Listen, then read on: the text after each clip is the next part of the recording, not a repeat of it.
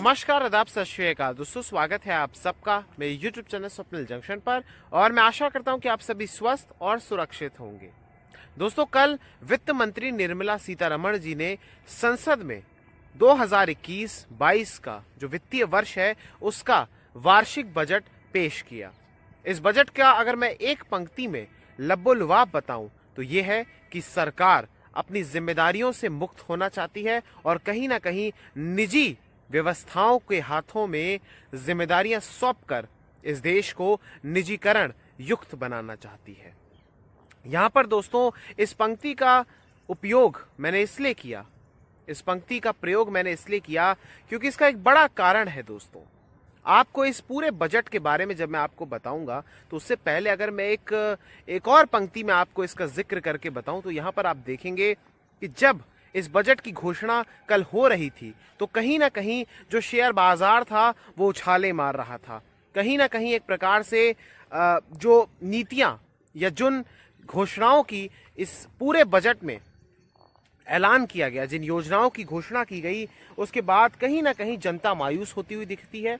Middle class जनता मायूस होती हुई दिखती है। गरीब तबका एक प्रकार से मायूस होता हुआ दिखता है। कहीं ना कहीं कमाई का स्रोत बताने के नाम पर सरकार के पास ज्यादा कुछ नहीं था बताने के लिए, तो वहीं निजीकरण या विनिवेश करने के माध्यम से और इसी के साथ साथ कर्ज लेने के माध्यम से सरकार ने कई सारी योजनाओं की घोषणा जरूर की। अपने पूरे एक प्रकार से आने वाले वित्तीय वर्ष 2021-22 का पूरा खाका हमारे सामने रखा। यहां पर दोस्तों मैं आपको बताना चाहूंगा कि करीब 34,83,000 करोड़ रुपए का ये पूरा का पूरा बजट था और बड़ा बजट था। पिछली बार की तुलना में अगर मैं आपको बताऊं तो करीब 4 लाख करोड़ की इसमें वृद्धि हुई। पिछली वर्ष अगर 2020-21 की अगर मैं दोस्तों बात करूं वित्तीय वर्ष, तो उस दौरान करीब 30 लाख करोड़ के आसपास का बजट था हमारा। इस बार 34,83,000 करोड़ रुपए का हो चुका है। इसके अलावा यहां पर मैं आपको बताऊंगा कि जैसे पहले एक प्रकार से ब्रीफकेस में प्रेजेंट किया जाता था, बजट को पेश किया जाता था, उसके बाद जब मोदी सरकार आई तो उसमें बही खाते का इस्तेमाल होने लगा और अब इस बार पेपरलेस बजट पेश किया गया, यानी टैबलेट के माध्यम से वित्त मंत्री निर्मला सीतारमण जी ने एक प्रकार से इस पूरे बजट को पेपरलेस तरीके से पेश किया देश की जनता के सामने। और यहां पर मैं आपको बताना चाहूंगा कि इस पूरे बजट में एक प्रकार से आत्मनिर्भर भारत का जिक्र किया गया। इसमें अर्थव्यवस्था जो कि कोविड पैंडेमिक के कारण, इकोनॉमिक स्लोडाउन के कारण एक बहुत बड़े धक्के से जूझ रही है, एक प्रकार से एक बहुत बड़ी समस्या का सामना कर रही है। आप जानते हैं कि हमारे देश के भीतर जो जीडीपी है वो भी संकुचन में चली गई है। इसके अलावा जो इकोनॉमिक सर्वे में जिन दावों का एक प्रकार से पेश किया गया, उसका ऐलान किया गया, जिन चीजों का आकलन किया गया, उसका भी इस पूरे बजट में ध्यान रखा गया है।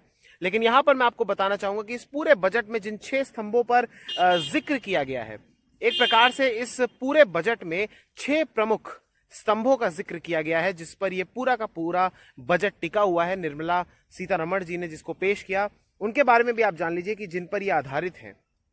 सबसे पहला स्तंभ है दोस्तों इसमें हेल्थ एंड वेलबींग, दूसरा है वित्तीय पूंजी, तीसरा है समावेशी विकास, चौथा है मानव पूंजी, पांचवा है इनोवेशन एंड R&D और छठा है मिनिमम इंटरवेंशंस। ये 6 स्तंभों पर यह आधारित है। और अब बिना किसी देरी के मैं आपको इस पूरे बजट के बारे में बताने जा रहा हूं, संक्षेप में लेकिन संपूर्ण रूप से।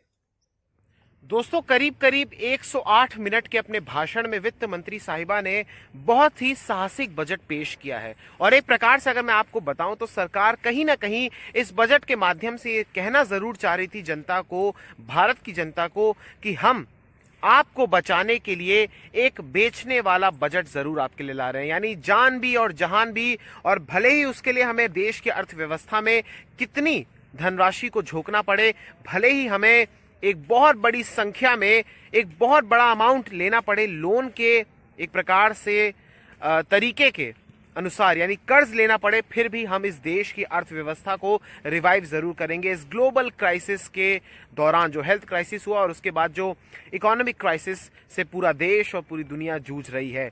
यहां पर दोस्तों आपको मैं बताऊंगा कि जिस प्रकार से इकोनॉमिक सर्वे यानी आर्थिक सर्वेक्षण में वी शेप रिकवरी का प्रयोग किया गया था, उस शब्द का एक प्रकार से इस्तेमाल किया गया था। बताया गया था कि देश की अर्थव्यवस्था अंग्रेजी के अल्फाबेट वी की तरह है, यानी अचानक से इसमें गिरावट हुई और उसके बाद इसमें अचानक से एक प्रकार से बढ़ोतरी भी दर्ज की जाएगी। तो उसी का प्रयोग आर्थिक सर्वेक्षण के बाद देश के वार्षिक जो बजट है, आर्थिक बजट है, इसमें भी पेश किया गया, इस आम बजट में। अब यहां पर दोस्तों मैं आपको बताऊंगा कुछ अहम बातें, लेकिन उससे पहले यह बताना चाहूंगा कि एक खुशखबरी जरूर सामने आई, जो कि रविवार को सामने आई। यहां पर यह पता चला दोस्तों, जो सरकारी आंकड़े हैं, कि जनवरी 2021 में जीएसटी कलेक्शन 1,20,000 करोड़ रुपए के रिकॉर्ड उच्च स्तर पर पहुंचा है, जो कि साल भर पहले की तुलना में करीब करीब 8% ज्यादा है दोस्तों। तो ये अच्छी एक खबर है। इसके अलावा दोस्तों जो बजट में बहुत अहम बातें हैं वो आपको मैं बताना चाहूंगा। सबसे पहले कोरोना काल में पेश हुआ ये बजट, जो दोस्तों ये मेड इन इंडिया बजट है, यानी एक प्रकार से एक मेड इन इंडिया टैबलेट में इसको प्रस्तुत किया गया, किसी बही खाते या ब्रीफकेस के माध्यम से नहीं किया गया। इसके अलावा यहाँ पे मैं आपको सबसे पहली घोषणा ये बताना चाहूंगा दोस्तों, इस पूरे बजट के माध्यम से जो की गई वो ये है कि वित्त मंत्री साहिबा ने कोविड वैक्सीन के लिए 35,000 करोड़ रुपए की धनराशि आवंटित की है। इसी के साथ साथ प्रधानमंत्री आत्मनिर्भर स्वास्थ्य भारत योजना की भी घोषणा की है, जिसके लिए करीब करीब 64,180 करोड़ रुपए दिए जाएंगे दोस्तों। भारत में आप जानते हैं कि 2 वैक्सीन इस समय जो डीसीजीआई उन्होंने अप्रूव कर रखा है, कोविशील्ड और कोवैक्सीन। लिहाजा आने वाले वर्ष के लिए 35,000 करोड़ रुपए का एक फंड एक प्रकार से इसे सुरक्षित किया गया। और यह भी कहा वित्त मंत्री साहिबा ने इसकी घोषणा करते हुए कि आने वाले समय में अगर जरूरत पड़ी तो हम इस राशि में और भी ज्यादा वृद्धि करेंगे, और भी राशि हम इसमें देंगे, आवंटित करेंगे। इसके अलावा अगले 5 वर्षों में करीब 1,41,678 करोड़ रुपए के व्यय के साथ स्वच्छ भारत के दूसरे चरण का क्रियान्वयन भी किया जाएगा। यानी एक प्रकार से स्वच्छ भारत, इसको आप समझ सकते हैं कि जो अगला स्टेज होगा 2.0 समझ लीजिए, इसमें 1,41,678 करोड़ रुपए की राशि का व्यय किया जाएगा। इसके अलावा उत्पादन आधारित योजना पर 1.97 लाख यानी 1,97,000 करोड़ रुपए इसमें खर्च किए जाएंगे। इसके अलावा वृहद निवेश कपड़ा पार्क योजना भी शुरू की जाएगी। इसके अलावा पूंजीगत व्यय बजट बढ़ाकर 5,54,000 करोड़ रुपए किया जाएगा, इसका प्रस्ताव रखा, जो कि पिछले वर्ष की तुलना में ज्यादा है। पिछले वर्ष इसे 4,39,000 करोड़ रुपए रखा गया था, यह था उस टाइम। पूंजीगत व्यय के इस लक्ष्य को पूरा करने के लिए सरकार राज्यों और स्वायत्त निकायों को 2 लाख करोड़ रुपए की भारी भरकम राशि मुहैया कराएगी।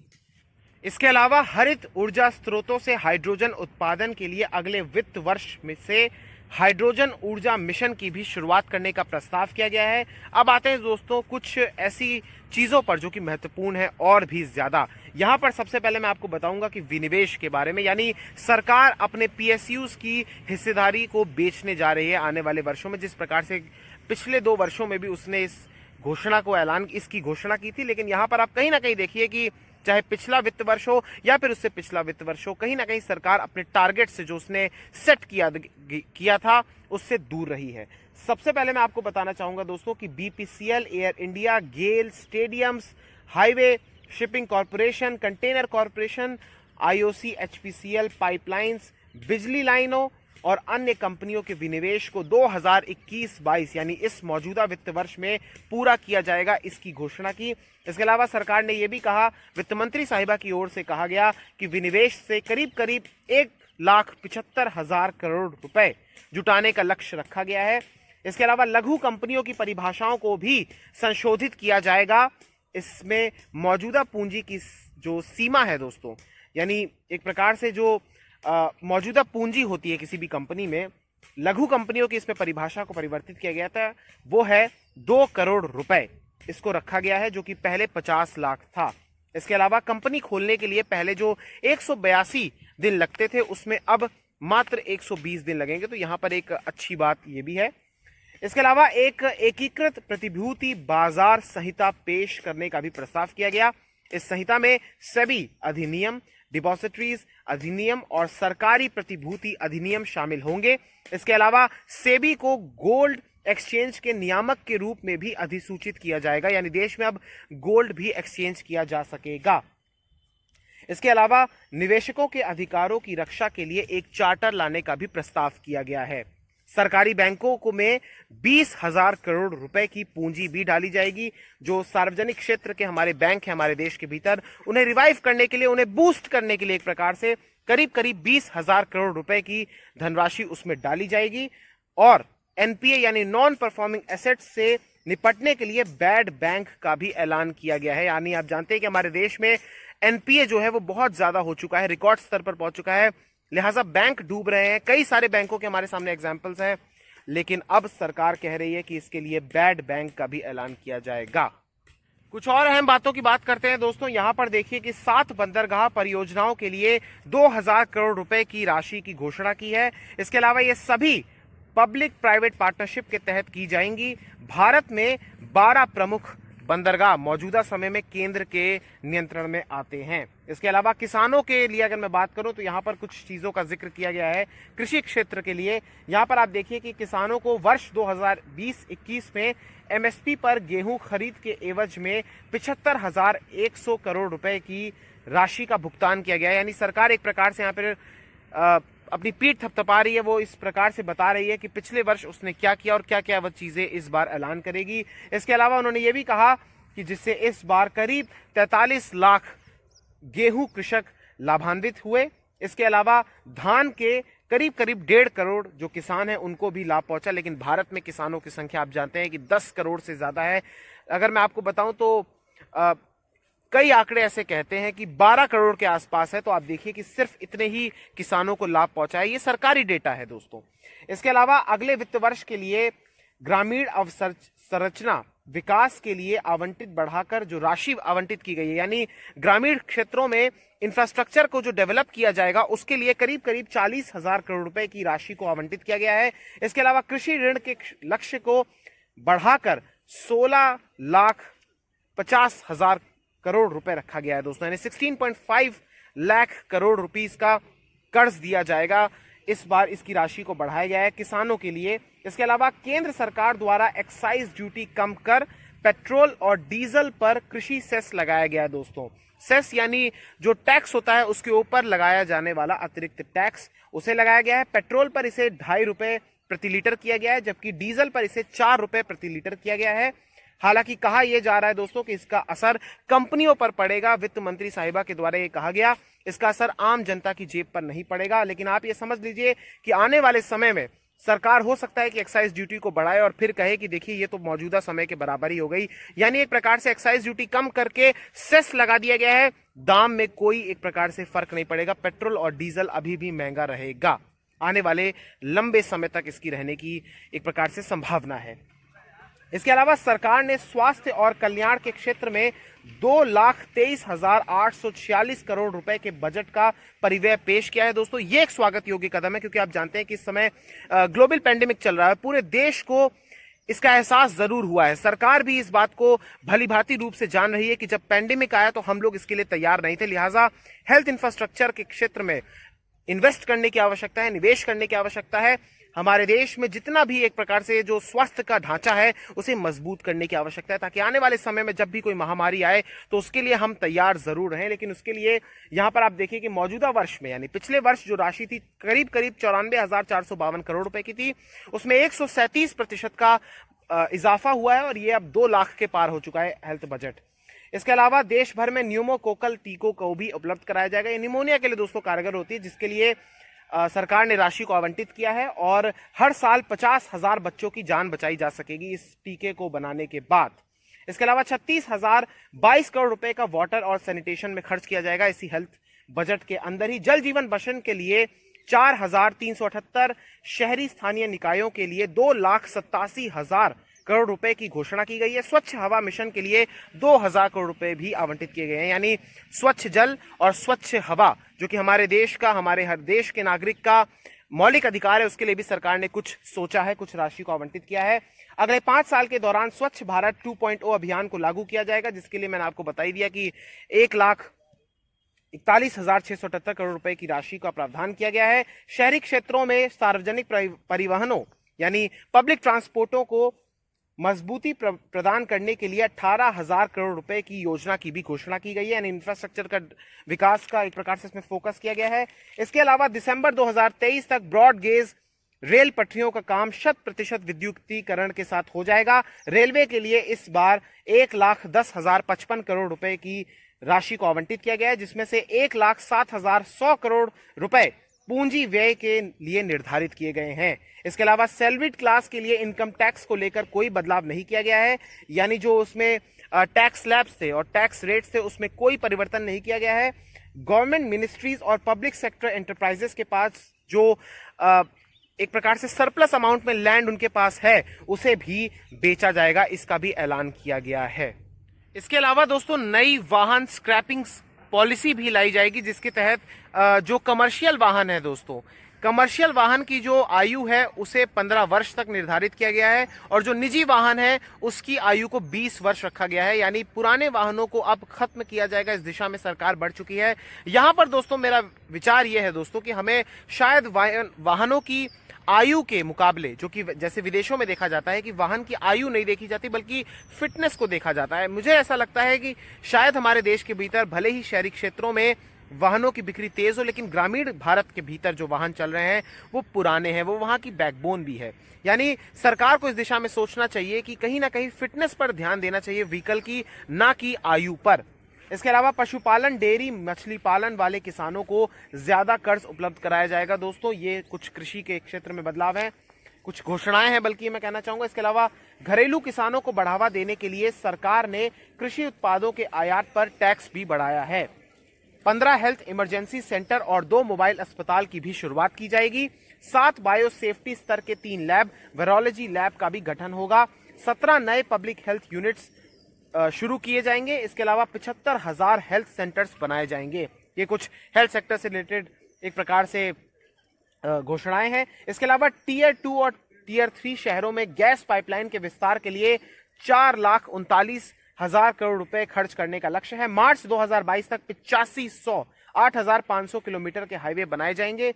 इसके अलावा ईस्टर्न वेस्टर्न फ्रेट कॉरिडोर को 2022 तक पूरा किया जाएगा, जिसके लिए सड़क मंत्रालय 1,18,000 करोड़ रुपए की राशि को खर्च करेगा। इसके अलावा मेट्रो प्रोजेक्ट से रिलेटेड भी कुछ बातें आपको बताऊंगा कि नागपुर, नासिक, बेंगलुरु और चेन्नई में मेट्रो का विस्तार किया जाएगा। चुनावी राज्य जो कि असम, पश्चिम बंगाल, तमिलनाडु और केरल है, यहां पर राजमार्गों का एक नेटवर्क तैयार किया जाएगा। बड़ी संख्या में यहां पर राजमार्गों का निर्माण किया जाएगा, उसके लिए एक राशि आवंटित की गई है। यह चुनावी वर्ष है दोस्तों, आप जानते हैं कि इन्हीं राज्यों में कमोबेश चुनाव होने वाले हैं कुछ ही समय में, और आप देखिए कि यहां पर एक प्रकार से विकास के कार्यों को किस प्रकार से बूस्ट किया जा रहा है। यानी चुनावी मोड से सरकार बाहर नहीं आ पाई है बजट के समय में भी। इसके अलावा जम्मू कश्मीर में गैस पाइपलाइन प्रोजेक्ट की शुरुआत होगी।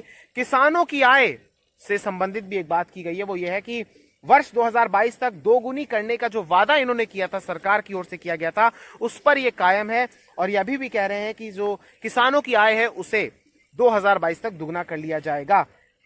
यहां पर दोस्तों कुछ और बातें मैं आपको बताना चाहूंगा, जैसे मनरेगा का बजट दोस्तों इस पैंडेमिक के टाइम पर जो पिछले वर्ष था उसे बढ़ाया गया था। आप जानते हैं कि मनरेगा के कारण ही दोस्तों कई सारे लोग जो ग्रामीण क्षेत्रों में पहुंचे थे देश के, उन्हें बेरोजगारी हो गई थी, उनको रोजगार मुहैया कराया गया था। पिछले वर्ष इसका बजट करीब 1,12,000 करोड़ के आसपास था, लेकिन इसे अब घटाकर 73,000 करोड़ रुपए कर दिया गया है। इसके अलावा महिलाओं के लिए अगर मैं आपको बताना चाहूं तो उज्ज्वला स्कीम दोस्तों जो है उसके जो बेनिफिशरीज हैं, जो लाभार्थी हैं, उसकी संख्या 8 करोड़ है देश के भीतर। वित्त मंत्री साहिबा ने बताया, जिसे अब बढ़ाकर 9 करोड़ किया जाएगा, यानी 1 करोड़ का उसमें इजाफा किया जाएगा। इंश्योरेंस सेक्टर में 74% FDI को मंजूरी दी गई है, जो कि पहले 49% थी। यानी जो इंश्योरेंस हमारा एक्ट है 1938 का उसमें बदलाव के बाद ये एक प्रकार से एक बहुत बड़ा परिवर्तन आया कि 74% FDI को मंजूरी दी गई है।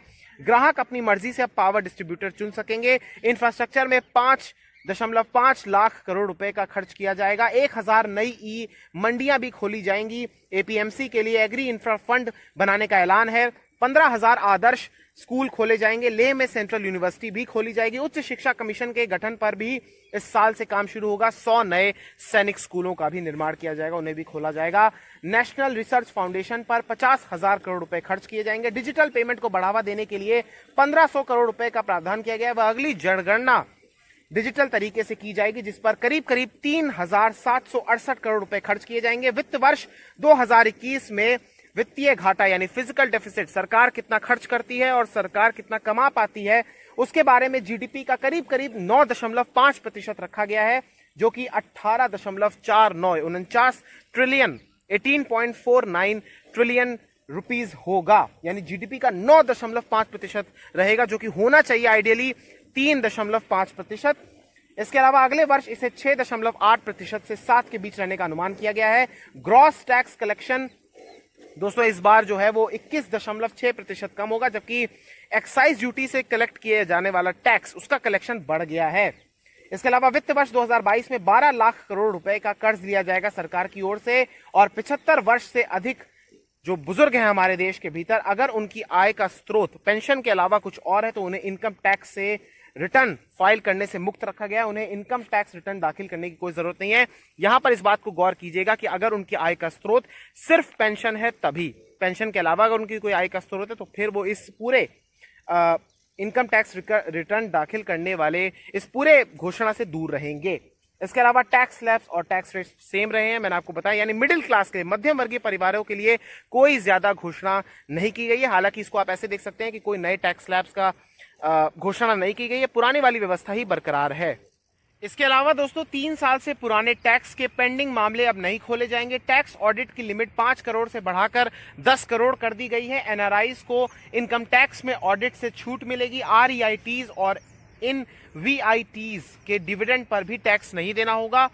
सस्ते घरों के लोन पर मिलने वाली करीब करीब जो 1.5 लाख रुपए की टैक्स होती है, उसको छूट को 2022 तक जारी रहेगी। जो सस्ते घरों के लोन पर मिलने वाली 1.5 लाख रुपए की टैक्स छूट है, इसे अगले वर्ष तक जारी रखा जाएगा। ये एक अच्छा निर्णय है दोस्तों। इसके अलावा स्टार्टअप्स शुरू करने वालों को 31 मार्च 2022 तक टैक्स नहीं देना होगा, यानी टैक्स हॉलिडे का उनको एक प्रकार से उसका वो लाभ उठाएंगे।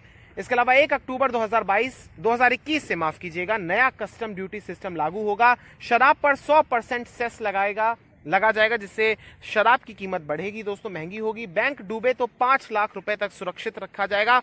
यानी बैंक अगर डूबता है तो फिर 5 लाख रुपए तक सुरक्षित किए जा सकेंगे, आपको मिलेगा। यानी यहां पर आप देख सकते हैं कि बैंक जरूर हो सकता है कि आने वाले समय में डूब जाए। हालांकि पहले ये जो राशि थी ये कम थी, अब इसे 5 लाख रुपए कर दिया गया है। उन लोगों के लिए क्या जो 5 लाख रुपए से ज्यादा की सेविंग्स अपने बैंक में रखते हैं। इसके अलावा गेहूं की एमएसपी 1.5 गुना की गई है। ये किसानों से रिलेटेड है दोस्तों। 7 साल में 2 गुने से ज्यादा धान खरीदा गया है। सरकार ने अपनी पीठ थपथपाई है। सरकार का कहना है कि 2013 के बाद से उन्होंने ये सारी चीजें की हैं। इसके अलावा 2021-22 में एलआईसी का आईपीओ भी लाया जाएगा और सरकार की कमाई का 36% लोन से पूरा होगा। इसके अलावा दोस्तों आपको यह भी जानना जरूरी है कि इस पूरे बजट के बाद कौन कौन सी चीजें सस्ती होंगी और कौन कौन सी चीजें महंगी होंगी, कौन कौन से उत्पाद सस्ते और महंगे होंगे। सबसे पहले सस्ते उत्पादों की बात करूं, जो चीजें सस्ती होंगी उनमें आते हैं चमड़े का उत्पाद, ड्राई क्लीनिंग, लोहे के उत्पाद, पेंट, स्टील के बर्तन, इंश्योरेंस, बिजली, जूता, नायलॉन, सोना चांदी के आभूषण, पॉलिएस्टर और कृषि उपकरण। इसके अलावा जो महंगे होंगे वो हैं मोबाइल और चार्जर, सूती कपड़े, इलेक्ट्रॉनिक का सामान, कॉटन के कपड़े, सोलर इन्वर्टर, सेब, काबुली चना, यूरिया, चना दाल, शराब, petrol, diesel, auto parts, AC, fridge. इसके अलावा दोस्तों आप वीडियो के अंतिम हिस्से में आप जानेंगे कि सरकार की आमदनी के स्रोत क्या है और सरकार इस वर्ष कहां कहां पर खर्च करेगी। दोस्तों अब सबसे पहले हम जानेंगे कि आखिर सरकार अपनी कमाई कहां से करती है। तो इस बजट के अनुसार दोस्तों यहां पर मैं आपको विस्तार से बताना चाहूंगा कि इसमें कॉर्पोरेशन टैक्स के माध्यम से 13% की कमाई सरकार करेगी, इनकम टैक्स के माध्यम से 14% की, कस्टम से 3% की, एक्साइज ड्यूटी से 8% की, जीएसटी कलेक्शन से 15% की, नॉन टैक्स रेवेन्यू से 6% की और अन्य स्रोतों से 5% की करेगी। अब सरकार खर्च कहां करेगी ये भी आप जान लीजिए। खर्च बढ़ेगा सरकार का, क्योंकि फिस्कल डेफिसिट मैंने आपको शुरू में बताया कि इस बार जो वित्त मंत्री साहिबा ने रखा है वो 9.5% का रखा है, जो कि रिकॉर्ड स्तर पर है। इसका खर्च किया जाएगा केंद्रीय योजनाओं में 22% का इस पूरे बजट का। पुराने लोन्स पर ब्याज देने के एवज में 20% का खर्च किया जाएगा। रक्षा पर, डिफेंस के नाम पर, डिफेंस बजट पर दोस्तों 8% किया जाएगा। सब्सिडी देने पर 9%, फाइनेंस कमीशन पर 10%, राज्यों को टैक्स और ड्यूटी यानी राज्यों को उनकी हिस्सेदारी के नाम पर 16% खर्च किया जाएगा। पेंशन पर 5% और अन्य खर्च में शामिल है 10%। तो ये पूरा का पूरा आपको मैंने बताया सरकार के आमदनी और उसके खर्च का एक ब्यौरा। दोस्तों, वित्त मंत्री साहिबा के द्वारा ये कहा गया कि इस पूरे बजट को आप उम्मीदों की दृष्टि से देखिए, आप आत्मनिर्भर भारत की पहचान के रूप में देखिए और भविष्य में इसके दूरगामी परिणाम देखने को मिलेंगे, इस सोच के साथ देखिए। ये भली भांति तरीके से मैं आपको बताना चाहूंगा दोस्तों कि इस बार जो बजट आया है उसमें कहीं ना कहीं फोकस भारत में इंफ्रास्ट्रक्चर कैसे डेवलप किया जाए उस पर किया गया है। भारत में किस प्रकार से उस इंफ्रास्ट्रक्चर डेवलप के माध्यम से, उसके डेवलपमेंट के माध्यम से जो रोजगार दिया जाएगा उसे कैसे डेवलप किया जाए, यानी जिसका जिक्र इकोनॉमिक सर्वे में किया गया। यानी राजा जब अकाल पड़ने या किसी आपदा की स्थिति में जब अपने यहाँ इंफ्रास्ट्रक्चर को डेवलप करता है तो उस प्रकार से, एक प्रकार से किया गया है कि सरकार को भी अपने यहाँ इंफ्रास्ट्रक्चर डेवलप करने की आवश्यकता है। लिहाजा आपने बड़ी संख्या में देखा कि rail, roads, highways, metro projects, infrastructure के अन्य जितने भी चीजें चाहे ग्रामीण भारत में हो या शहरी भारत में, उसे विकसित किया जाएगा। लेकिन यहाँ पर कहीं ना कहीं अपने जो PSUs हैं, अपनी जो हमारी जो देश के भीतर मौजूद उपक्रम है सरकारी, उन्हें बेचने की भी बात की गई है, उनकी हिस्सेदारी बेचने की भी बात की गई है। यानी कहीं ना कहीं इसकी दो सोच हो सकती है। पहली ये कि आपसे वो संभाली नहीं जा रही और दूसरी ये कि वो प्रॉफिट नहीं दे रही है, लिहाजा आप उन्हें खत्म करने का ही एक प्रकार से इसे बेहतर विकल्प के तौर पर देखते हैं। आने वाले समय में पता चलेगा कि अगर ये बजट जो इस बार आया है, अगर ये भारत के एक बड़े हिस्से को, सभी नागरिकों को पहुंचाता है लाभ, तो फिर ये कारगर बजट साबित होगा। लेकिन फिर भी बहुत सारी ऐसी चीजें हैं जिसने निराशा पहुंचाई है। पर्सनली मुझे भी बताऊं तो मैं अगर 10 में से इस पूरे बजट को देखूं तो इस बजट को 10 में से मैं करीब करीब 4 से 4.5 अंक देना चाहूंगा, क्योंकि इस बजट में बहुत ज्यादा फोकस किया गया है सरकार की अपनी कमाई को लेकर। मैं ये मानता हूं कि सरकार को भी कमाई की आवश्यकता है, सरकार भी एक प्रकार से ये चाहती है कि उसके पास पैसा है तभी वो देश में पैसा इन्वेस्ट करे, लेकिन कहीं ना कहीं लोगों के पास भी पैसा आना चाहिए। सरकार लोगों के हाथों में पैसा शायद नहीं दे पा रही है, मेरा ऐसा मानना है इस पूरे बजट के माध्यम से। उस देश की अर्थव्यवस्था पर जहां पर अगर 200 लाख करोड़ की हमारी अर्थव्यवस्था है तो करीब करीब 150 लाख करोड़ से ज्यादा का खर्च करने वाले लोगों पर आता है। यानी ऐसी इकोनॉमी है और उस पूरी इकोनॉमी को एक प्रकार से बाजार इकोनॉमी करा जा रहा है। इस पूरे बजट में ये दिखता है। ये बजट आपको कैसा लगा दोस्तों, मुझे पूरा बताइएगा आप वीडियो में, इस वीडियो के कमेंट सेक्शन में। बहुत बहुत शुक्रिया। इस वीडियो को शेयर कीजिए, इस चैनल को सब्सक्राइब कर दीजिए। मिलते हैं अगली वीडियो में। जय हिंद, जय भारत, वंदे मातरम, इंकलाब जिंदाबाद, सत्यमेव जयते। नमस्कार।